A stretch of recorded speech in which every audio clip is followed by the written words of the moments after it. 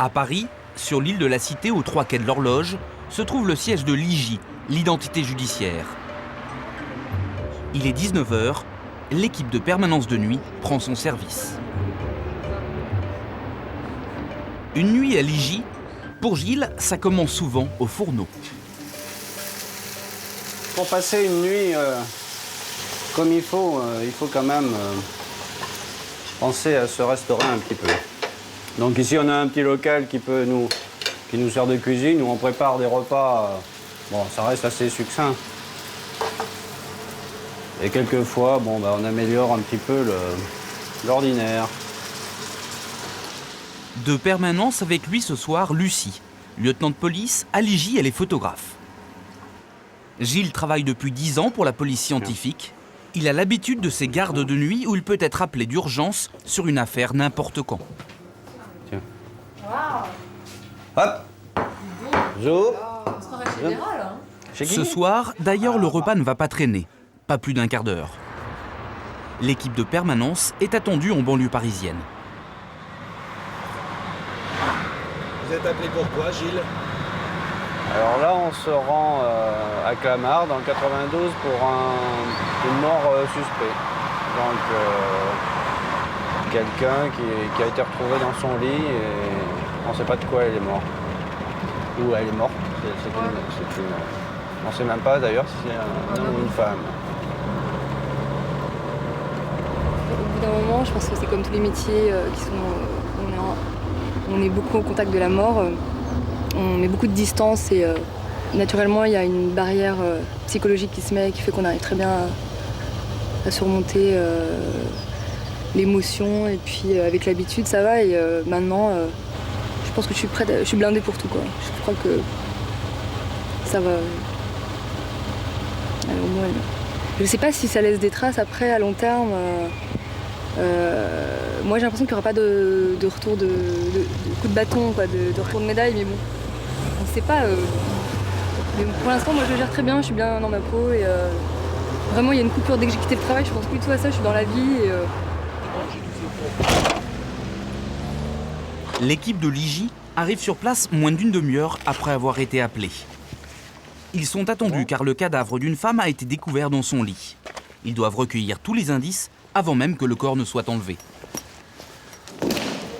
Ce qui frappe en arrivant sur le palier, l'odeur insupportable qui s'échappe de l'appartement. Le premier réflexe de Lucie avant d'entrer, c'est d'emprunter à un des policiers une pommade qui s'avère bien utile. Je dis que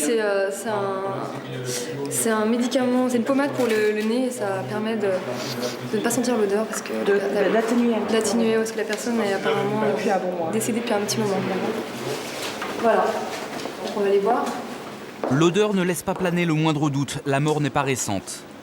Gilles et son équipe vont maintenant passer l'appartement au peigne fin, à la recherche du moindre élément qui permette de comprendre ce qui s'est passé. Et là, il n'y a pas de verre, pas de bouche. On va commencer alors. Au départ, les premiers intervenants ne savent pas de quoi la personne est morte. Donc ils n'osent pas toucher le corps, ils n'osent pas le retourner pour voir éventuellement s'il y avait un couteau dans le dos ou une trace ou des traces de coups manifestes ou des coupures ou des balles, des impacts. Donc on ne sait pas. Dans un premier temps, on va faire figer les lieux. Voilà. Lucie va s'occuper de ça avec la photographie. On va avoir un peu de mal d'ailleurs parce qu'il n'y a pas de lumière du tout. Il faut utiliser les indices qu'on a. Là, dans un premier temps, visuellement, parce que le corps n'est pas joli, donc on ne voit pas grand-chose par rapport au corps qui commence à être putréfié. Et donc il va falloir qu'on s'arrange autrement pour prendre des indices. Maintenant, il s'agit de savoir de quoi elle est morte. Là, je montre que tout a été rangé, en fait, que la personne... par exemple, le frigo est complètement vide, ce qui est quand même vraiment particulier, quoi. Ouais. C'est étonnant. On a toujours de la nourriture normalement dans son frigo. Et puis, la vaisselle est faite. Enfin, attention, on ne peut pas tirer de conclusion, mais comme quelqu'un qui se prépare, qui a tout nettoyé son appartement avant de partir, quoi. Donc, en plus, tout était fermé, notamment l'intérieur. On pourrait penser à un suicide, mais bon, bien sûr, c'est pas du tout sûr. Hein, ça fait penser à ça, quoi. On verra bien. Autre indice, la victime n'a pas relevé son courrier depuis plusieurs semaines. Je vais percer les trucs On a là. marre de répondre au courrier. Ouais, mais elle va pas le chercher du tout. Dans la boîte à lettres. Bah, c'est parce qu'elle veut plus sortir. On prend toujours en photo les toilettes, l'intérieur des toilettes, parce que c'est vraiment une mine, une source d'information, quoi. Et là, par exemple, on voit qu'il y a comme un dépôt, les toilettes sont vides, et on pourrait croire que c'est peut-être du vomi, je sais pas. Ce qui voudrait dire que les toilettes n'ont pas servi depuis plusieurs jours, Ouais, voire plusieurs semaines. oui. Ouais, voilà. Bon, Pour savoir précisément à quoi remonte la mort, ils ont une méthode imparable. Recueillir des pupes. Ce sont les petites larves de mouches qui se développent sur les cadavres. Elle est pas super décomposée. Je vais aller chercher en général les médicaments. Mais encore faut-il en trouver, et des vivantes, condition indispensable pour pouvoir les analyser. On va regarder. S'il y en a d'autres pupes et tout, elles sont planquées. Ouais, elles sont en dessous. Ouais. Tu peux faire venir le médecin qu'on bouge là. Qui est l'endroit où j'ai prise. Le médecin, en déplaçant les couvertures, va involontairement leur venir en aide. Attendez. Ah, il y en a. C'est bon, t'en as trouvé? Ouais, il y en a 3 là. 3 pupes s'échappent de la literie et elles sont vivantes. L'indice est précieux pour l'enquête. Vous les avez trouvés où? En secouant les couvertures. Ouais. Gilles va les recueillir consciencieusement. L'analyse en laboratoire de leur stade d'évolution va permettre de définir, au jour près, la date de la mort. Ouais. Voilà, simplement.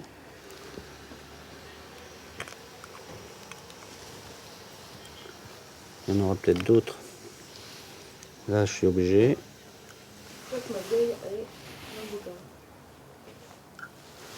Voilà. On a prélevé des pupes vivantes, puisque nos collègues gendarmes à Rosny-sous-Bois ont un département d'entomologie très élaboré, quoi. Ils élèvent les pupes vivantes jusqu'à leur transformation en mouche. Et on en a fixé dans l'alcool, on a mis 2 pupes dans l'alcool de manière à stopper leur stade d'évolution. Comme ça, ils ont, au stade où on les a trouvés, sur les lieux, et on a des vivantes qu'ils vont pouvoir élever, quoi. Les enquêteurs de l'IJ ne quittent pas les lieux avant d'avoir répertorié tous les éléments, jusqu'au moindre détail, même ceux qui peuvent au premier abord apparaître insignifiants. Un travail qui prend généralement plusieurs heures. Ce n'est qu'une fois qu'ils ont terminé que le cadavre est emmené à l'institut médico-légal, la morgue. Quelques jours plus tard, l'autopsie confirmera ce que laissaient présager les premiers indices. La victime s'est suicidée en avalant des médicaments.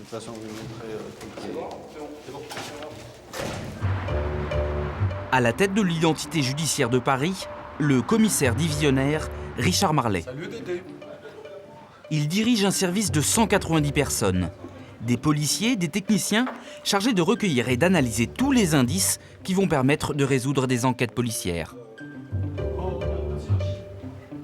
C'est par exemple dans cette salle que sont visionnées les bandes des vidéosurveillance. Là par exemple, les policiers travaillent sur une attaque à main armée qui a eu lieu dans un supermarché de banlieue. Les 2 braqueurs sont cagoulés, mais cela n'empêche pas les enquêteurs de recenser tous les détails qui peuvent les trahir. Sont-ils gauchers ou droitiers? Quels habits portent-ils? Tout y passe, leur taille, leur démarche, leur corpulence. Que ce soit à l'aide d'une vidéo ou en analysant une scène de crime, c'est bien souvent grâce à ce travail de fourmi des policiers de l'IJ que sont identifiés les auteurs de nombreux crimes et délits.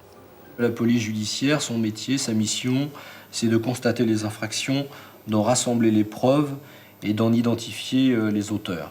Bon. Eh ben, l'identité judiciaire ne fait que ça. Elle fait des constatations, mais avec un appareil photo et puis des plans. Elle recherche des preuves avec des illuminateurs, des lasers, tout ce qu'on peut imaginer. Et elle essaye d'identifier les auteurs avec ses fichiers. Quelques jours plus tard, nous retrouvons Gilles et son équipe. Et les collègues... J'aurais pas ces paluches. Les collègues partent en même temps que nous. Cette fois-ci, de permanence de jour, ils viennent d'être appelés sur une nouvelle affaire. Il s'agit d'une tentative d'extorsion de fonds avec violence qui a eu lieu la veille au soir. On va dans un hôtel pour une tentative d'extorsion. Quelques photos, quelques paluches. Écoute, là, à midi et demi, 1h. À 1h30, on est là. C'est dans cet hôtel parisien, près de la porte de Versailles, qu'a eu lieu l'agression. Sur place, l'officier de police judiciaire chargé de mener l'enquête les attend pour leur donner les premiers éléments connus sur cette histoire. Il s'agit d'une tentative d'enlèvement ou d'extorsion. Donc un individu qui aurait donné rendez-vous à un de ses amis durant la nuit. Là, nous sommes dans un hôtel où il louait une chambre. Et en fait, d'amis qui est arrivé, ils sont arrivés à plusieurs. Et ils ont essayé de l'enlever. Donc on va aller voir sur les lieux. On est en train de prendre quelques renseignements et on va aller voir sur les lieux dans la chambre si on peut exploiter des indices et relever quelques traces. Un rendez-vous dans une chambre d'hôtel qui tourne au guet-apens. La victime s'est retrouvée face à des hommes masqués qui l'ont sévèrement frappée. Elle a finalement réussi à s'échapper alors qu'ils essayaient de l'enlever. Par contre, la victime serait descendue du premier jusqu'au parking en prenant cet ascenseur. À quel étage ? Pour les policiers de l'IJ, il s'agit maintenant de trouver les indices que les agresseurs ont pu laisser par imprudence sur les lieux de l'agression. C'est dans cette chambre que tout s'est passé. Gilles va d'abord inspecter rapidement toutes les pièces sans rien toucher. Lucie, quant à elle, va mitrailler chaque recoin de la chambre, une trentaine de clichés, pour figer les lieux tels qu'ils ont été découverts. Ensuite, elle laisse la place à Gilles qui va traquer les empreintes, en commençant par la salle de bain, où une personne semble avoir pris une douche. Rien ne lui échappe. T'as vu, Lucie ? Hein ? Une trace, là. Ouais, bien sûr. Tu l'as vu ? Ah non, celle-là, je l'avais pas vue. Je crois que tu me parlais d'une trace que tu avais photographiée, t'avais ramené. Bah, c'est tout. Ouais, je vais chercher mon scotch. En fait, quand on arrive sur un homicide, le premier qui travaille tout de suite, c'est le photographe. Il faut figer les objets tels qu'ils sont tout de suite. Après, intervient la personne qui révèle les traces. Et elle intervient après moi parce que la révélation des traces abîme, laisse des traces noires. Donc la scène, elle est plus comme on l'a trouvée au départ. Ils ont dû boire, hein, donc ils ont peut-être emmené après. Il y a de l'humidité. Et là, alors là, on a une superbe trace, un pouce magnifique. Là, on le voit même en rasance, comme ça. Tiens, tu vois, regarde. Si tu te mets là, si tu t'accroupis, et là, ça, c'est un truc d'école. Hein.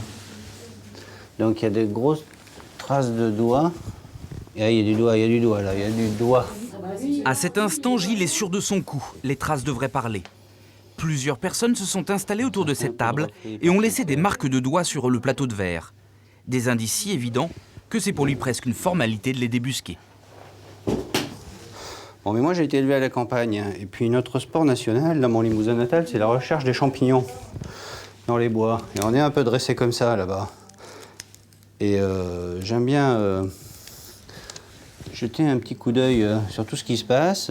Et avec les jeux de lumière en rasance, on voit rapidement sur des surfaces très faciles comme celle-là ce qui se passe sur les verres, les carreaux, les faïences. Il y a quand même des supports qui sont quand même plus sympas à exploiter pour nous que d'autres.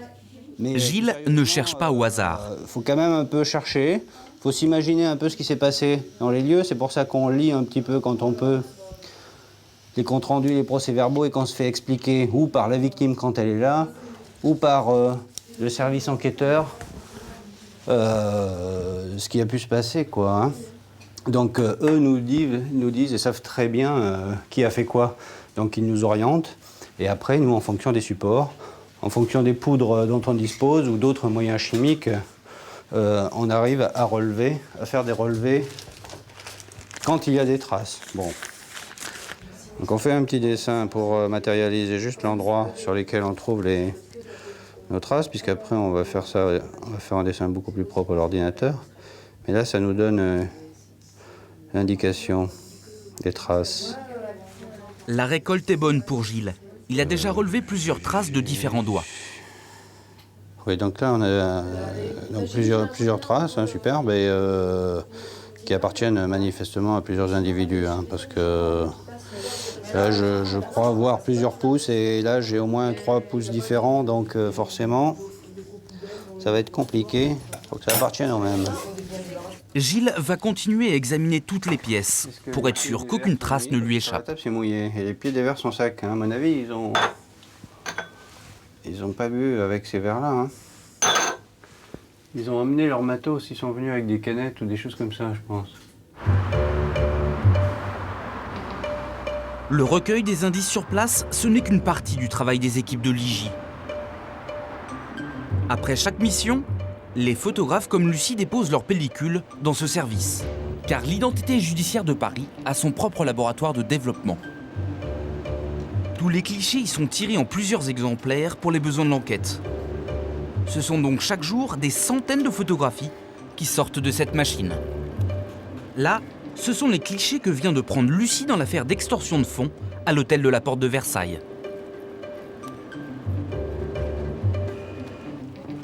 Quand l'homme du laboratoire vient les remettre à Lucie, commence pour elle un travail fastidieux. Merci.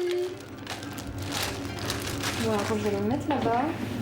Elle n'a pas le droit à l'erreur, car elle est chargée de constituer un album précis destiné à offrir aux enquêteurs et aux juges d'instruction une vision très précise des lieux de l'agression. Okay. Alors, elle doit trier chaque photo, les numéroter et les annoter.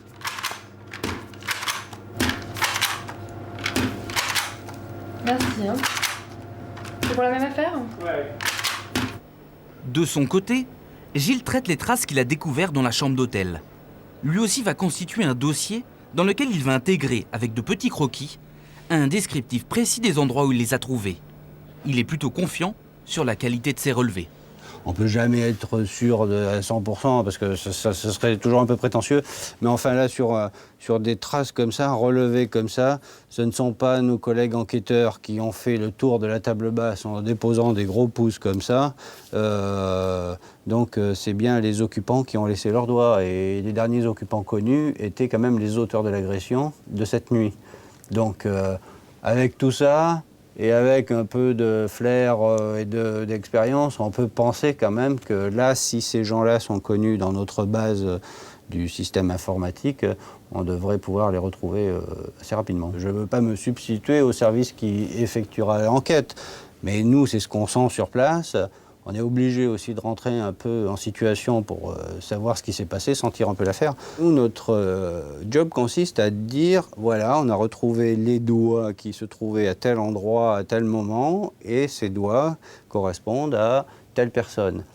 Voilà, c'est la réponse qu'on amène aux enquêteurs. Pour savoir à qui correspondent les traces de doigts, encore faut-il pouvoir les comparer. Chaque jour, tôt le matin, une équipe de l'identité judiciaire se livre au même rituel. Ils traversent la cour et se rendent à quelques mètres dans un endroit de sinistre réputation, le dépôt. Un lieu qui semble ne pas avoir changé depuis la fin du 19e siècle. C'est ici que sont enfermées les personnes arrêtées la veille ou durant la nuit. Au dépôt, on rencontre toute la faune de la petite délinquance et de la criminalité.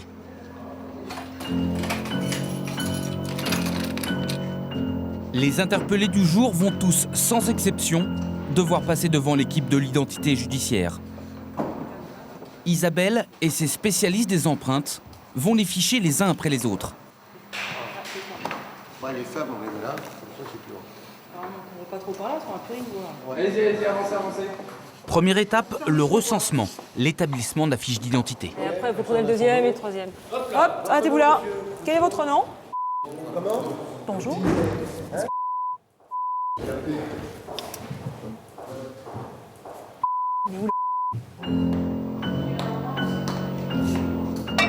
Puis ensuite, c'est ce qu'on appelle la séance de paluchage. C'est la prise des empreintes des 10 doigts de la main. Chacune de ces empreintes de doigts, uniques à chaque individu, sera stockée. Elles rejoindront tout le fichier central de l'identité judiciaire.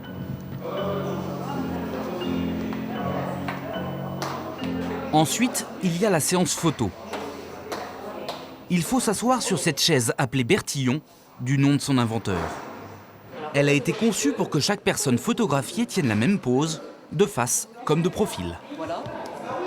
Depuis qu'elle est en exercice il y a près d'un siècle, les plus grands criminels comme les plus petits délinquants s'y sont tous assis. Ce matin, il y a plus de 30 personnes à signaliser, comme on dit ici. La signalisation, c'est la base même du travail de l'identité judiciaire. Et quand l'orthographe d'un nom n'est pas certaine, on classe phonétiquement. On ne se contente pas de ficher seulement les doigts à l'IJ. On relève aussi les empreintes de paume. Ce sont des informations qui peuvent se révéler précieuses dans le fichier des empreintes. Les empreintes palmaires, pour les réussir, cela demande un certain doigté. C'est la spécialité de cet homme. C'est de la concentration.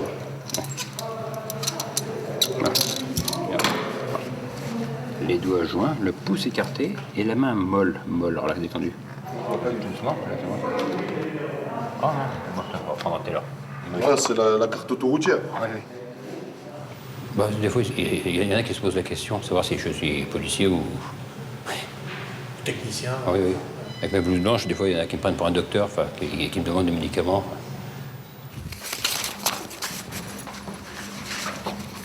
Une fois la séance d'identification terminée au dépôt, les fiches individuelles sont classées. Elles vont rejoindre les milliers d'autres déjà répertoriées dans ces tiroirs. Tiens, Olivier. Voilà les fiches du dépôt, donc si tu peux les enregistrer, s'il te plaît. Ici, c'est un fichier en fait d'empreinte digitale. En aucun cas, ce n'est un fichier d'état civil et en aucun cas non plus un fichier d'antécédent judiciaire. C'est juste un fichier qui sert en fait à savoir si la personne interpellée ce jour a déjà été signalisée antérieurement ou pas, sous un nom, sous le même nom, sous un autre nom, donc un alias, ou s'il existe sous un seul nom, plusieurs personnes qui auraient donc utilisé le même état civil. En fait, il s'agit de définir quelle est la personne physique qui a été interpellée. Retour sur Gilles. Il va maintenant essayer d'identifier les auteurs des traces de doigts qu'il a recueillies dans la chambre d'hôtel. Pour sélectionner les traces les plus lisibles, il va les étudier à l'aide de l'épiscope, une sorte de grosse loupe lumineuse. Une fois sa sélection faite, il va les confronter avec celles déjà recensées dans le fichier informatisé. Ce n'est pas Gilles qui effectuera les comparaisons entre les traces relevées et les empreintes répertoriées, mais un expert que l'on appelle le traceur. Justement, le voici. GG. Il s'appelle Gérard, dit GG. J'ai une petite trace, dans un hôtel sur lequel je suis allé. Une tentative d'enlèvement, extorsion. Ouais. Et j'ai retrouvé des traces sur une petite table basse dans la chambre. Et ben on va aller rentrer ça, puis on va voir ce que ça donne. Tiens, s'il te plaît.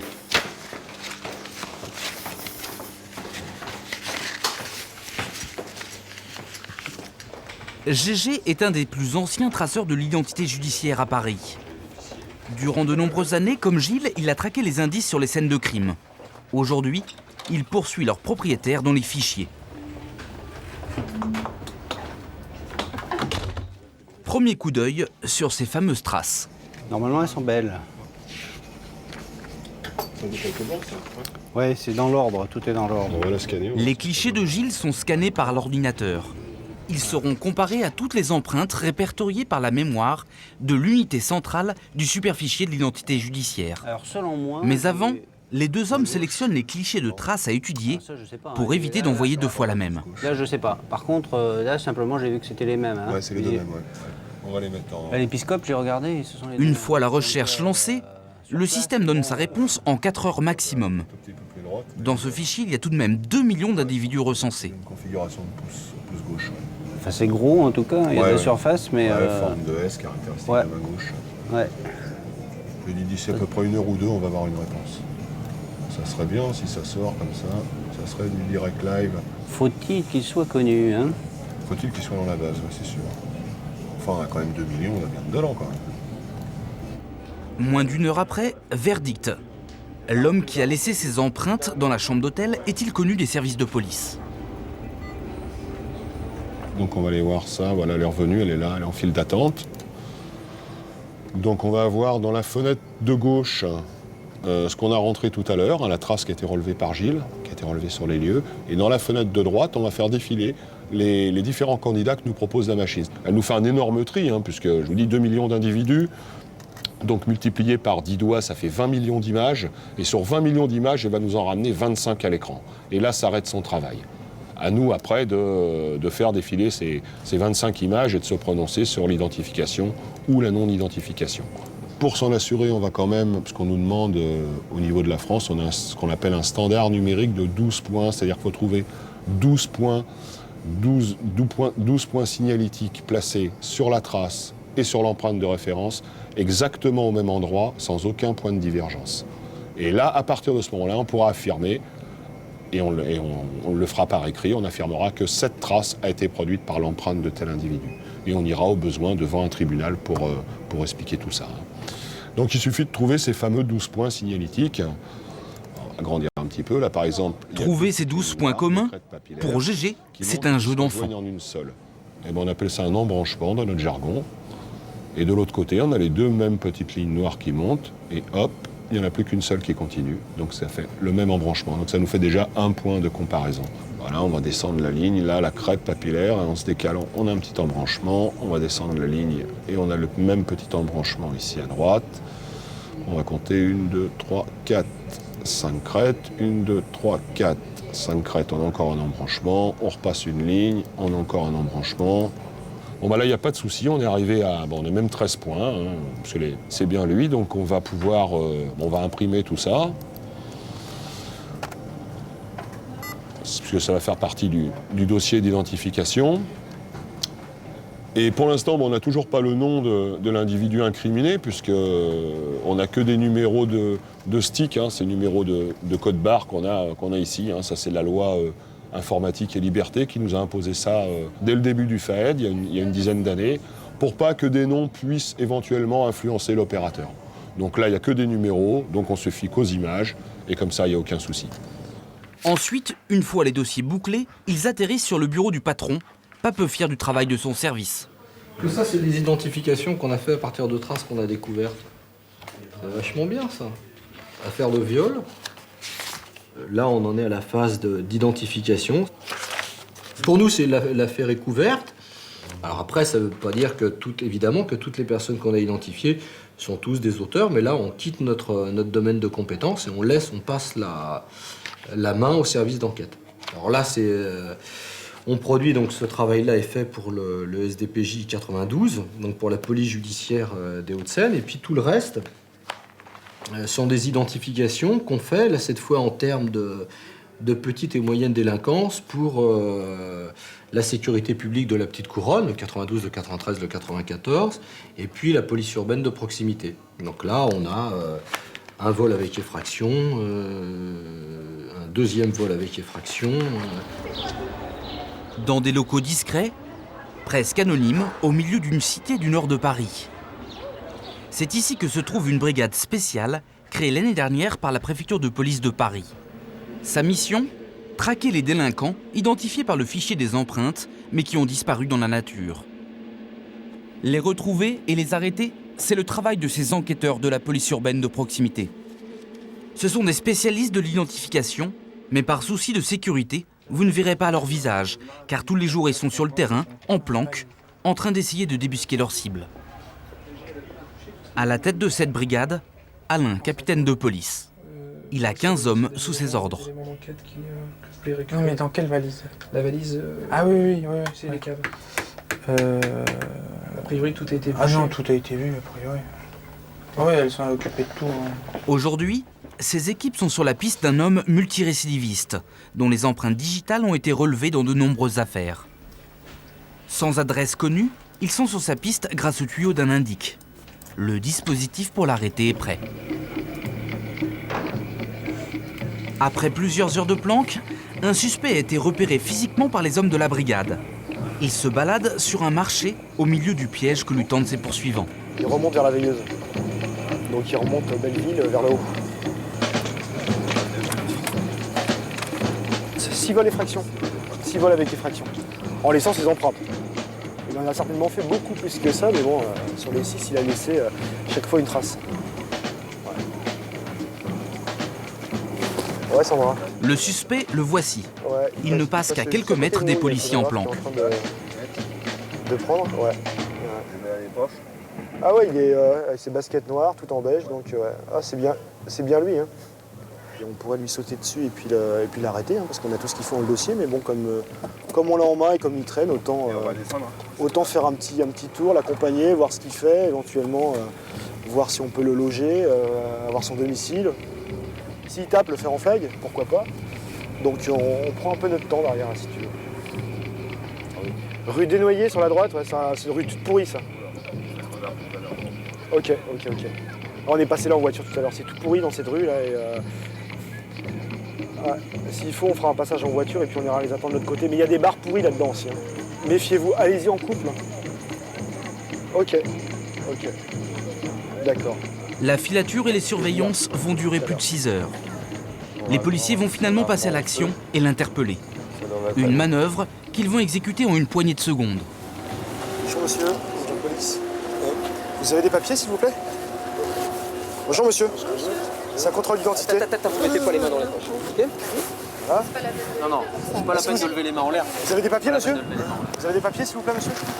Vous avez des papiers monsieur? Est-ce que vous parlez français? Est-ce que vous avez des papiers?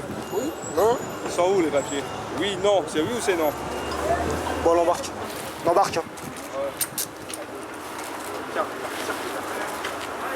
Il y a une voiture ou pas? On parle pas français, comment ça se fait ça? Pas normal. Le visage de l'homme interpellé correspond trait pour trait à celui du suspect. Ont-ils pour autant interpellé la bonne personne? Cette identification étant seulement basée sur une forte ressemblance physique, le doute subsiste.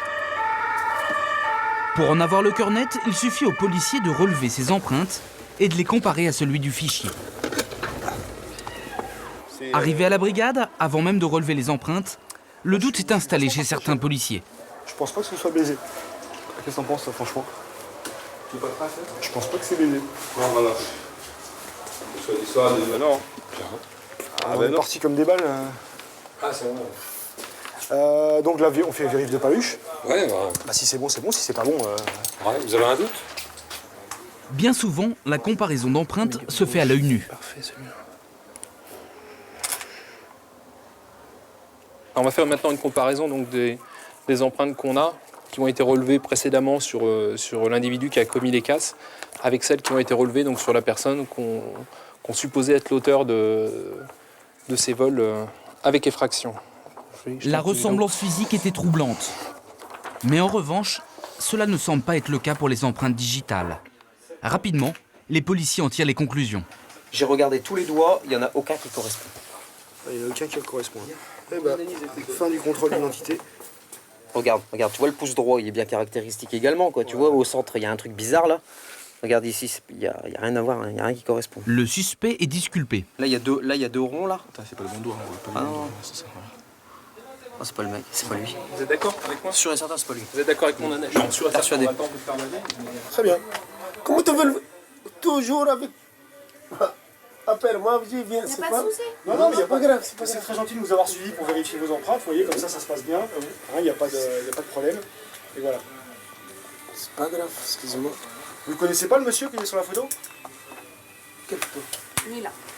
Je connais pas, monsieur. Ça, excuse-moi, c'est la première fois que vous avez regardé ça. C'est la première. C'est la première fois que vous l'avez vu? Rien du tout, non pas. Allez, je vous raccompagne, monsieur. Merci, monsieur. Au revoir. Merci. Au revoir. Bon, Ali vous attend à Belleville. Oui. Ici, c'est Max Dormois, là-bas. Prenez la rue, là, c'est Max Dormois. Et en haut, c'est Porte de la Chapelle. Oui. Il y a le métro. Où le métro? Là-bas, à gauche, à droite? Là, au bout de la rue, à droite. À droite. Et le métro, c'est Porte de la Chapelle. Oui. D'accord? Oui. D'accord. Merci, monsieur. Merci à vous. Au revoir. Ce jour-là, le fichier informatisé des empreintes a sorti cet homme d'un bien mauvais pas. La preuve irréfutable marche aussi dans ce sens-là. Il ne reste plus qu'à la brigade à repartir en chasse sur une autre piste. Retour au siège de l'identité judiciaire. Les policiers le savent, les nuits de fin de semaine sont plus propices à la violence. Ce soir, l'équipe de permanence a changé. Un crime vient d'être signalé dans le 20e arrondissement de Paris. Cette intervention va mener André le photographe et ses collègues au cœur d'une enquête complexe. On va voir ce que c'est, Les techniciens de l'identité judiciaire rejoignent sur place les tout premiers enquêteurs. Un homme a été retrouvé mort dans son appartement. Il a été ligoté dans son lit. Pas de traces d'effraction, mais pourtant la victime n'a visiblement pas passé la soirée seule. C'est un policier de l'arrondissement qui donne les premiers éléments de l'enquête aux spécialistes de l'IJ. Donc il y a une recherche qui a été faite au niveau des clés et ils n'ont pas retrouvé les clés à l'intérieur, ce qui laisse à penser qu'une personne est sortie après que celle-ci soit décédée et fermé la porte à clé.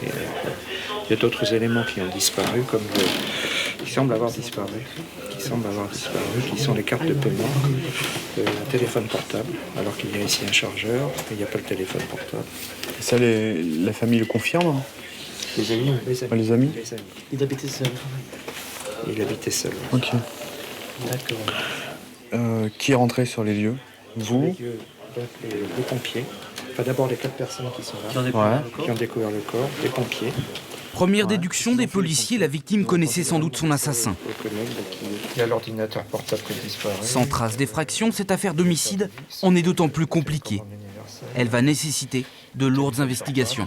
C'est le procédurier qui est en train de regarder les éléments pour voir si c'est la crime qui prend l'affaire ou si ça reste à la DPJ. On attend. De toute façon, que ce soit la DPJ ou la crime qui soit saisie, nous on va faire une partie de l'affaire, c'est sûr. Sur une affaire d'homicide comme celle-ci, les policiers de l'IJ ne doivent négliger aucun détail. André, le photographe, va réaliser ce qu'on appelle le cheminement. C'est-à-dire qu'il va photographier sous tous les angles les lieux. Il va prendre la façade de l'immeuble, mais aussi le hall d'entrée, le couloir, tout y passe. Il va bien sûr ensuite se focaliser sur l'intérieur de l'appartement, là où se trouve le cadavre et les indices. Comme ce morceau de tissu qui semble avoir servi de lien.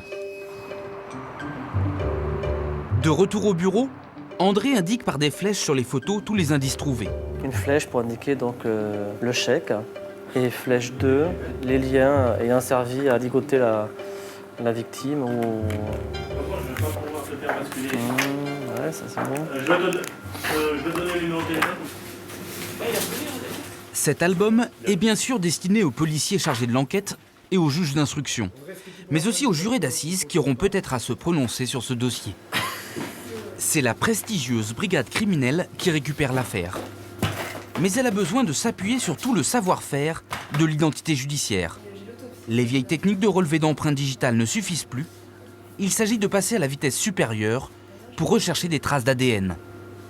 L'IJ, pour de telles affaires, a recours aux dernières technologies de pointe et fait appel à la brigade du Crimscope. Le Crimscope, c'est cet étrange appareil qui permet de découvrir, grâce à des rayons laser, la moindre trace qui n'est pas visible à l'œil nu. Les deux jeunes techniciennes qui finissent de s'équiper, Natacha et Aurore, sont obligées de se protéger les yeux. Car cette lumière bleue dégagée par l'appareil est dangereuse pour la vue. Avec leurs faisceaux lumineux, elles sont à la recherche de toute trace de sang, de sperme et de salive. Tout ce qui permet de détecter de l'ADN. Elles vont inspecter toute la literie, centimètre carré par centimètre carré. Ouais. Elles ont déjà trouvé des traces invisibles à l'œil nu. Elles les montrent à l'officier de la crime qui les accompagne. Ça c'est quoi ça? Bah, sûrement du sperme. Ça on voit pas à l'œil nu. On le voit pas à l'œil nu, il apparaît que comme ça. Donc, Ouais. Et ça, je sais pas si c'est ancien. Ah non, ça on peut pas savoir. Et si un individu nie avoir fréquenté tel ou tel lieu, on retrouve son ADN sur les lieux de l'infraction. Bon, c'est quand même un élément important. Tout l'appartement va y passer, même la poubelle. À l'intérieur, elles y trouvent d'ailleurs un papier essuie-tout, maculé de taches suspectes. Bon, on embarque. Hein. On sait pas ce que c'est, donc vu que ça peut être tout et... C'est intéressant ça. Et t'as vu la tache orange là? Non mais ça peut être de la sauce tomate ou C'est un morceau de soupe à l'ail? Ouais, 2. Elles vont même emporter les draps, saisis pour des analyses plus poussées. Ça part pour le labo bio pour voir ce que ça peut être, parce qu'on a trouvé des taches qui fluorescent, donc on envoie ça au labo. Tout ce qui a été touché par la victime et ses éventuels visiteurs est répertorié, photographié. Il y a les bouteilles de vin. Là. Dans la cuisine, des couverts sont saisis. La brigade criminelle est persuadée que la victime a passé sa dernière soirée en compagnie de son agresseur. Ils ont peut-être dîné ensemble. Ensuite, les deux jeunes femmes vont inspecter la chambre à la recherche des traces laissées par le criminel. Oh, c'est génial de faire ça, parce qu'on passe tout au crible fin et tout. C'est une bonne chose. Genre d'affaires qu'on aime bien quand même.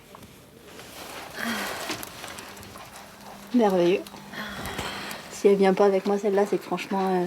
Elle était pas faite pour ça. Non, mais c'est pas possible qu'elle vienne pas, c'est impossible. Elle est magnifique. Elle est magnifique, je vais aller chercher. Les techniciennes viennent de découvrir une trace digitale, un précieux indice, car c'est sur ce lit que le crime semble avoir eu lieu. La victime aurait été attachée au barreau avec le morceau de tissu photographié la veille au soir à cet endroit. Génial. Chambre, lien avec le lit. Ouais, sous le lit, c'est ok. Le drap, c'est ok. L'ordinateur, ça sera la perquise. Poubelle. Maintenant que tout a été entièrement passé au crible, l'appartement est fermé par un scellé.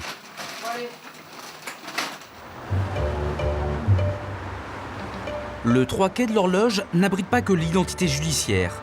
Au premier étage se trouve le laboratoire de la police technique et scientifique. C'est ici que sont analysés tous les indices saisis sur les scènes de crime.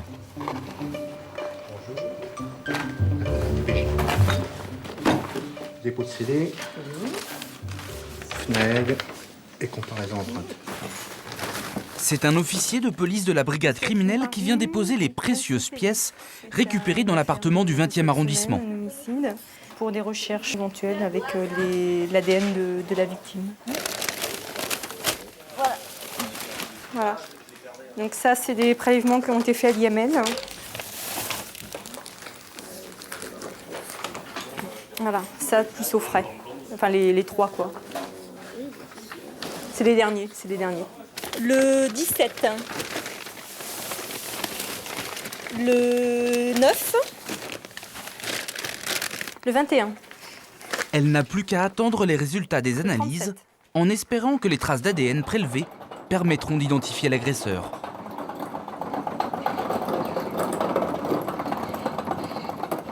Le scellé numéro 39 en chiffres, on ne va pas l'ouvrir parce que ce sont des prélèvements de traces de contact.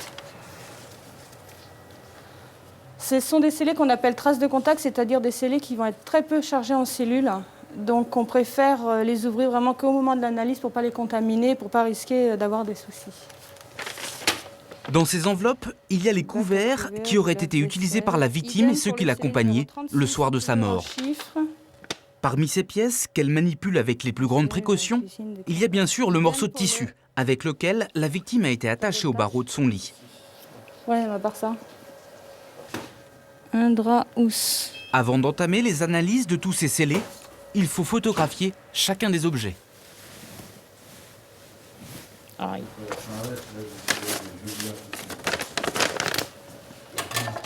Les analyses d'ADN, c'est rue de Danzig à Paris, à la section biologie de la police scientifique, qu'on va les réaliser. Les premiers relevés de traces vont d'abord commencer sur les bouteilles qui semblent avoir été vidées le soir du crime. Si l'agresseur a bien partagé le dîner avec sa victime ce soir-là, il a peut-être manipulé cette bouteille. Il pourrait alors avoir laissé dessus sa signature biologique. Plus prometteur encore, l'analyse du morceau de tissu. Il risque de faire avancer l'enquête. Car l'agresseur qu'il a utilisé pour attacher la victime a sans doute laissé un peu de sueur sur le tissu. Il suffit de trouver une trace infime pour identifier son ADN. Les enquêteurs attendent beaucoup de cette analyse, même s'il est très difficile d'effectuer des prélèvements sur ce genre de support. Les relevés terminés, les petits morceaux de coton sont enfermés dans ces minuscules éprouvettes. La suite de l'opération, c'est une machine qui va s'en charger.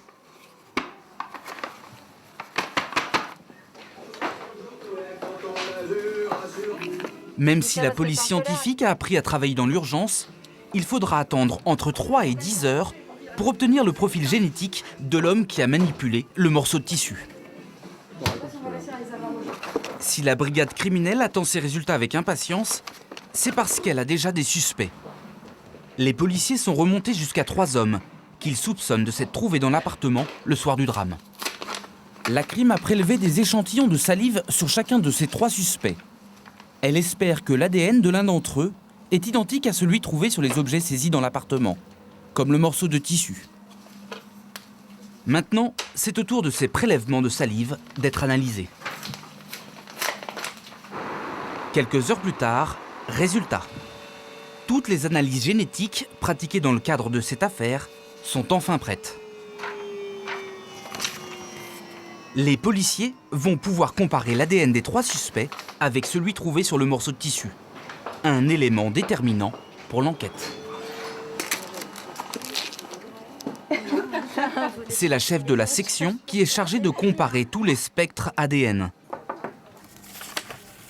Fiche d'extraction. Alors, sur les morceaux de les liens, on retrouve essentiellement la victime. D'accord. D'accord. On retrouve un autre ADN masculin. On a un prélèvement de la victime, un prélèvement de l'IME? On a un prélèvement de la victime. Là. Ça, c'est le fameux prélèvement où on trouve un autre ADN. Exact. Que celui de la victime. Voilà. D'accord. Ok, j'ai tous les spectres. Ben, je vérifie tout ça. Ok. Ok? Ok. Merci.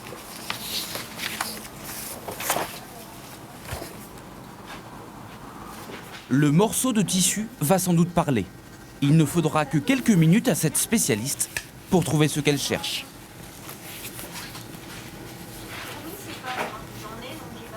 Ben, c'est lui. Ben, les filles, hein. C'est lui. C'est cool, hein. Vous avez bien bossé. On retrouve sur... Souvent, on n'est pas au courant de la suite des événements. Alors, effectivement, c'est frustrant quand c'est un résultat... quand un magistrat ou un service de police prend la peine de nous téléphoner ou de nous donner la suite, on est toujours très content. Néanmoins, on voit aussi passer quand même pas mal d'affaires pas toujours très rigolotes. Et se limiter à notre partie, c'est un petit peu aussi une façon de se protéger. On peut pas vivre ça tout le temps, 1200 dossiers crimes et délits par mois. C'est au final la responsable du service biologie qui se charge elle-même d'annoncer la nouvelle aux enquêteurs et aux juges d'instruction. Ouais. Ben, je sais pas, ou alors il n'aurait pas à tirer avec les... Ouais. Je me suis demandé si c'était pas des choses comme ça. Et donc il y avait 3 Gulus, il y avait... Et... Voilà. Et ça colle avec... Voilà. Oui, bon, je cherche à joindre madame, s'il vous plaît. Elle est absente. Je suis Sandrine Valade du laboratoire de police scientifique de Paris. Je voulais lui communiquer les résultats sur l'affaire. Vous êtes au courant? Voilà. Donc, je l'ai eu hier pour les résultats sur les scellés.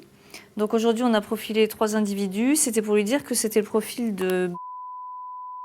Donc, on retrouvait sur le morceau de... Voilà. Voilà. Les résultats que je lui ai donnés hier. Vous pouvez lui transmettre? Ce qu'il faut quand on amène un dossier comme ça, c'est pas paniquer, pas s'emballer, prendre du recul, appréhender la totalité du dossier, vérifier les résultats. Donc il faut garder son calme, il faut voir, même si on lui dit c'est lui, c'est pas lui, même si c'est l'affaire du siècle, il faut absolument prendre son temps. L'homme qui a eu le morceau de tissu entre les mains ne peut plus nier être passé par là. Depuis, il a été mis en examen. Mais pour Marie-Hélène Cherpin, la directrice de la police scientifique depuis une décennie, l'ADN n'est pas forcément la reine des preuves. Vraiment, quand je dis que les résultats scientifiques, aussi forts soient-ils, ne remplacent pas l'enquête, je ne le dis pas pour faire plaisir aux enquêteurs, c'est que j'en suis vraiment, vraiment profondément convaincue, preuve à l'appui, quoi. Les résultats techniques et scientifiques rentrent pleinement dans l'ensemble de l'enquête. Mais en eux-mêmes, il ne faut pas vouloir leur faire dire plus que ce qu'ils peuvent dire, quoi. Le patron de l'identité judiciaire a d'autres certitudes. Pour lui, l'IJ et toute la police scientifique doivent anticiper de nouvelles méthodes d'investigation. Moi, j'ai vu comme ça la police technique et scientifique réagir. Donc on crée le fichier automatisé des empreintes digitales un petit peu après les affaires Paulin et Mathurin. Hein. Donc on trouve beaucoup de traces digitales sur les scènes d'infraction, mais il n'y a pas de fichier national, on ne peut pas les identifier. Bon, c'est quand même ballot. Donc ça fait quand même quelques dizaines de petites vieilles qui sont assassinées dans des conditions sauvages. Bon, donc on réagit en créant le fichier automatisé des empreintes digitales. Après l'affaire Guy Georges, on réagit en disant il faut élargir le champ d'application du fichier génétique. Et ben, le jour où on sera un petit peu proactif et non pas réactif, à ce moment-là, on aura fait un grand pas. Est-ce qu'on a le téléphone ? Grâce au travail des équipes de l'identité judiciaire de Paris, chaque mois, une centaine d'individus suspectés d'avoir commis un crime ou un délit sont identifiés.